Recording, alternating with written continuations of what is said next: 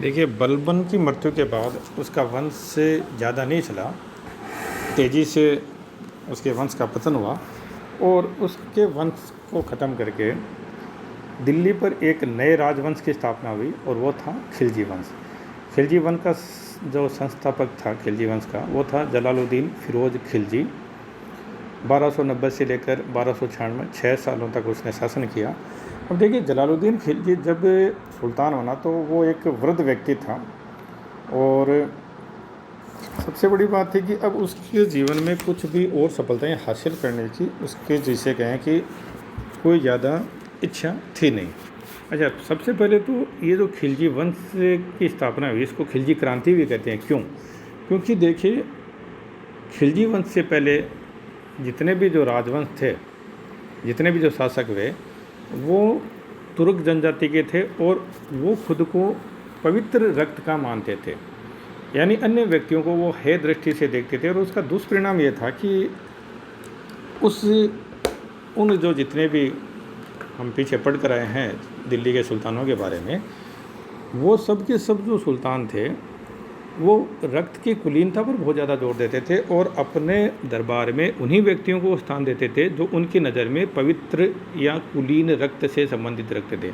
अब इसका दुष्परिणाम ये था कि जो प्रतिभावान लोग थे, जो अन्य जातियों से या अन्य धर्म से, या जैसे कहें कि अन्य जनजातियों से संबंध रखते थे, उनको प्रशासन में स्थान नहीं दिया जाता था। तो टैलेंटेड लोगों को एक तरह से इग्नोर किया जाता था, उनकी उपेक्षा की जाती थी।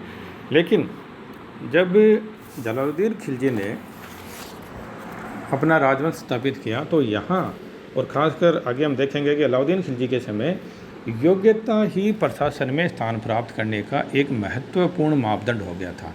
तो एक तो ये परिवर्तन आया। दूसरा, हमने देखा कि पीछे जितने भी शासक हुए हैं, उन्होंने ज़्यादातर ने अपने साम्राज्य को बचाए रखने का प्रयास किया। अपने साम्राज्य के विस्तार के लिए उन्होंने कोई कोशिश नहीं की, जबकि अलाउद्दीन खिलजी ने राजपूताना पर भी आक्रमण किया और उसने दक्षिण भारत पर भी आक्रमण किया, यानी अपनी सीमाओं को विस्तार करने की भी उन्होंने प्रयास किया। तो ये तो हुआ कि ये खिलजी क्रांति की थी। अब आते हैं वापस जलालुद्दीन फिरोज शाह खिलजी पर। ये एक वृद्ध व्यक्ति था और इसका सबसे बड़ा नुकसान यही था कि ये महत्वाकांक्षी नहीं था। दूसरा, इसके विरुद्ध यदि किसी ने विद्रोह किया तो उसे माफ़ कर दिया। जैसे मलिक सजू ने विद्रोह किया लेकिन उसको उसने दंड नहीं दिया। यद्यपि एक अपवाद स्वरूप हम देखते हैं कि सीधी मौला ने जब षड्यंत्र रचा तो उसको ज़रूर मार डाला गया। जलालुद्दीन खिलजी ने रणथंभौर पर भी आक्रमण किया, लेकिन वो रणथंभौर के किले को नहीं जीत पाया और अपनी असफलता को छुपाने के लिए उसने, एक बड़ा ही प्रसिद्ध उसका कथन है कि मैं ऐसे, रणथंभौर के किले के लिए कहा था उसने कि मैं ऐसे किलों को, मुसलमानों के एक बाल के बराबर भी ऐसे 10 किलों को नहीं समझता। असल में ये सिर्फ खुद की असफलता छुपाने का प्रयास था, अन्यथा वो रणथंभौर को जीतना तो निसंदेह चाहता था। लेकिन अंततः जलालुद्दीन खिलजी के साथ उसके ही भाई के पुत्र और उसके दामाद अलाउद्दीन खिलजी ने बहुत ही बड़ी, जिसे कहें कि षड्यंत्र किया और उसने अपने चाचा को मार डाला, इस धोखा देकर गद्दारी की और अपने चाचा को मार डाला। और इस तरह से मात्र 6 साल शासन करके जलालुद्दीन खिलजी का, जिसे कहें, मृत्यु हो गई। इसके बाद अपने चाचा को मार के अलाउद्दीन खिलजी दिल्ली का अगला शासक बनता है और इसने 20 वर्षों तक शासन किया, 1296 से लेकर 1316। प्रारंभिक जीवन हम इसका देख चुके हैं कि किस तरह से ये अपने चाचा के पास ही पला बढ़ा और उसके चाचा ने उसको महत्वपूर्ण पदों पर नियुक्त किया, लेकिन अवसर पाकर एक दिन उसने अपने चाचा की हत्या कर दी और वो दिल्ली का शासक बन बैठा।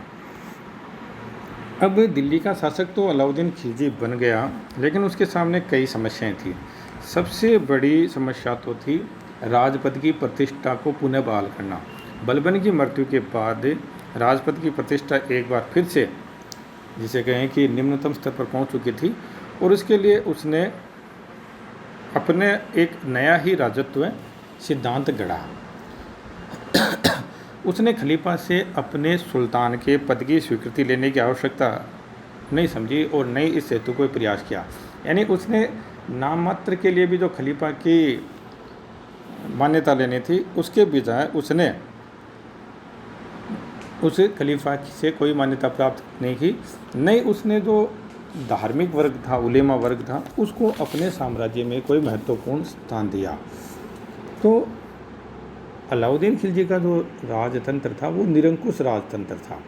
उसका मानना था कि जो राजा है वो अपना औचित्य स्वयं सिद्ध करता है, उसे न तो किसी से मान्यता लेने की ज़रूरत है और न ही किसी पर आश्रित रहने की आवश्यकता। अलाउद्दीन के अनुसार व्यक्ति शासक अपनी ताकत के दम पर बनता है और ताकत के दम पर ही उसको बनाए रख सकता है। वो ये भी मानता था कि राजा का कोई सगा संबंधी नहीं होता, राजा के लिए सभी उसकी प्रजा होते हैं और सभी उसके अधीन होते हैं, कोई भी उसके लिए भाई भतीजा नहीं होता है। चलिए अलाउद्दीन के बारे में और अध्ययन आगे करेंगे। आज बस इतना ही। आपको PDF भेजता हूँ, उसका अध्ययन आप ज़रूर करें।